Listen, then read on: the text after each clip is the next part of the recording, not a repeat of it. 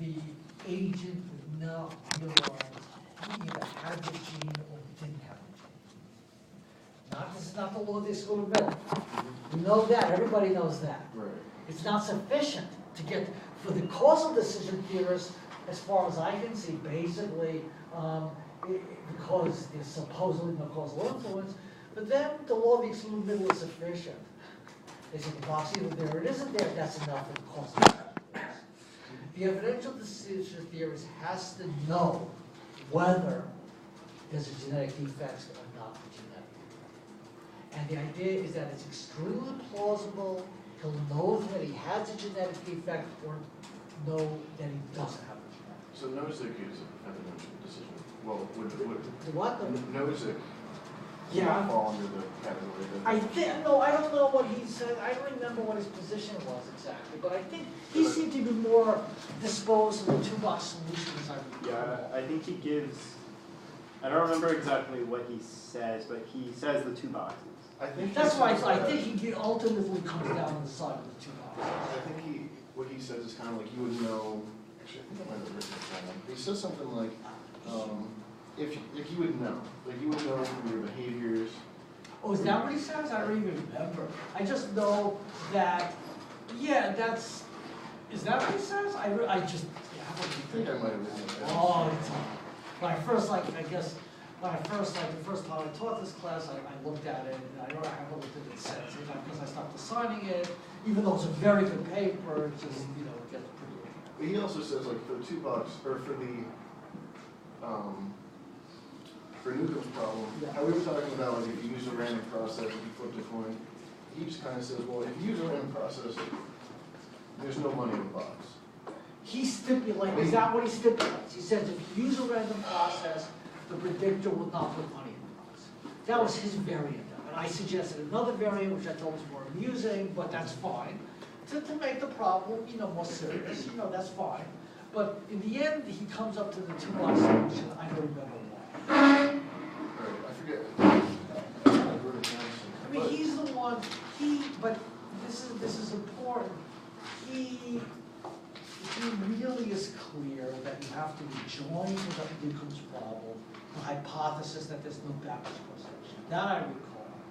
And my claim is that you can't do that. That's inconsistent with the other conditions of the problem. It's consistent to deny that there's like not some weird like physical effect or something like that, that the money doesn't disappear once you do it. That's fine. That's in the spirit of the Newcomb's problem. But to deny backwards causation is inconsistent, Right. in my view. I mean, and that's it.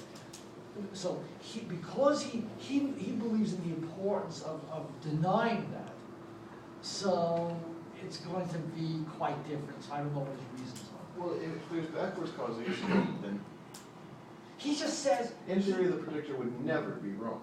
no, wait a second. The question is whether the other conditions of the problem allow you to specify that there's no backwards causation. You seem to be talking as if you can add that as a condition, then look at what's going to happen if you add that as a condition. My claim is that you can't negate, it is implied by the other conditions of the problem. And you have to you're just stuck with it. But the backwards causation comes from the fact of it being a predictor. In virtue of the fact that the predictor is predicting, I claim that there's backwards causation. There's a robust kind here, a systematic kind, in the sense that there's a systematic correlation that's based purely upon the power of the predictor to predict. Where the predictor bases itself upon conditions at the time it's making its prediction. So there's going to be some variable, and it has access to these values of this variable that are strongly correlated with what you're going to do. And my claim is that this is backwards causation already.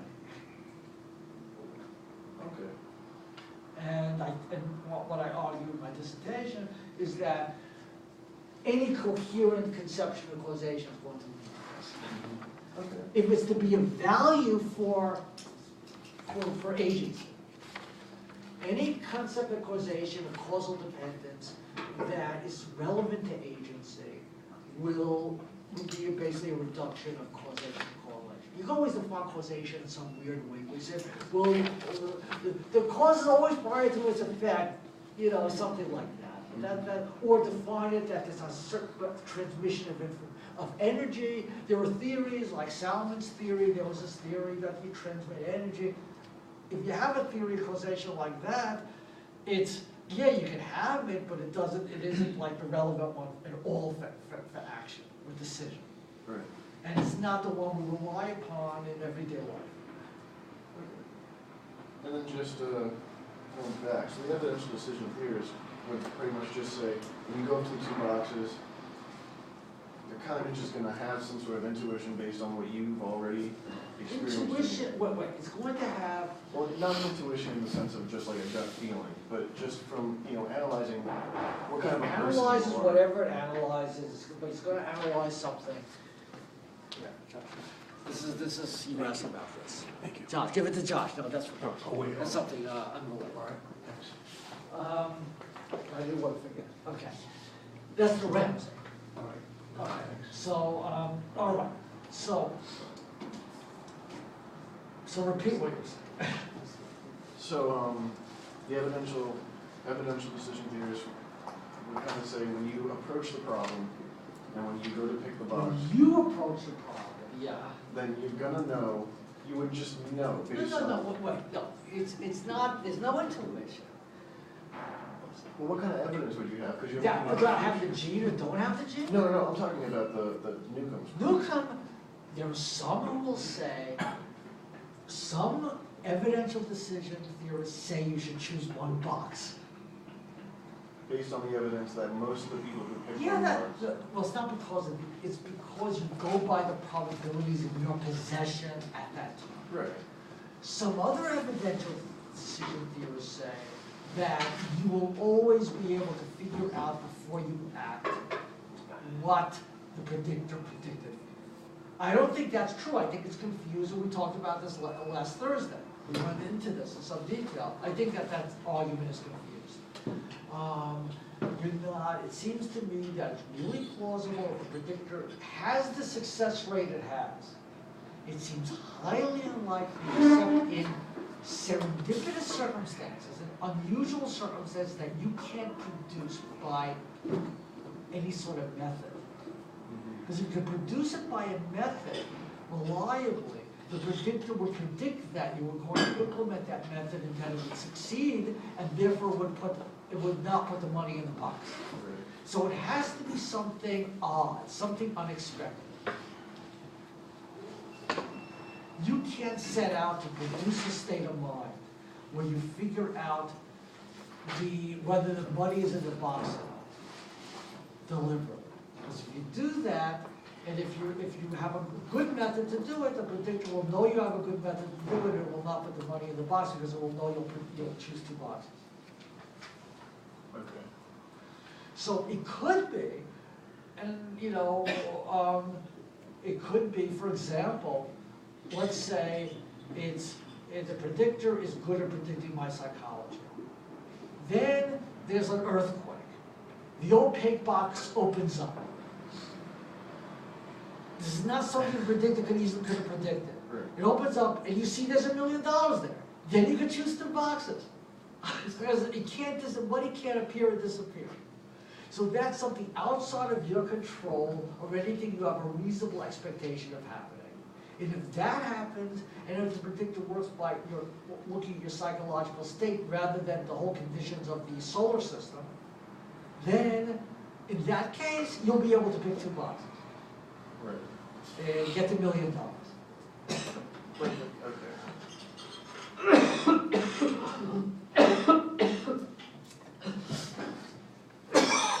In that case, that's a case where you obtain knowledge of the contents of the box before you make your decision. And in that case, you choose two boxes, okay? Does that all make sense now? Yeah. In the medical case, it's like hard to know how you're not gonna know whether you like to smoke.